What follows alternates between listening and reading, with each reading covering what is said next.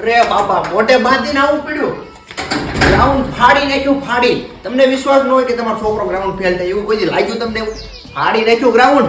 હાલો હાલો આખા ગામમાં પેંડા વેચવાના છે. હાલો જલ્દી હવે. કેમ છે છોટું? ભણવાનું કેવું ચાલે છે? કોઈ હેરાન બેરાન નથી કરતું? કહી દેજો તારો ભાઈ કોન્સ્ટેબલમાં જ છે. અરે ડોફા તે ખાલી ગ્રાઉન્ડ જ પાસ કર્યું છે. હેલો સસરાજી, કેમ છે? પોલીસ કોન્સ્ટેબલ જમાઈ બોલું છું. કાપી નાખ્યો?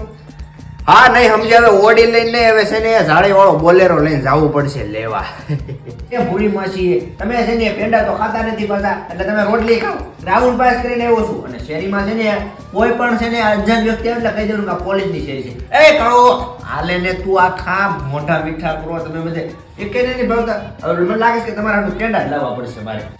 અરે બાપા તમે છે ને મને પૂછ્યા વગર ક્યાંય તમે ફાઇનલ ન કરો. તમને ખબર નથી કે હું કોન્સ્ટેબલમાં છું. હવે છે ને લાવવાની છે ને તો ખાખી જ લાવવાની છે, બાકી છે ને લાવવાની જ નથી. છોકરી હું દાડી કરે છે ને જરાય નો હાલે, જરાય નો હાલે. હવે તો ખાખી જ હાલે, બાકી એકેય નો હાલે.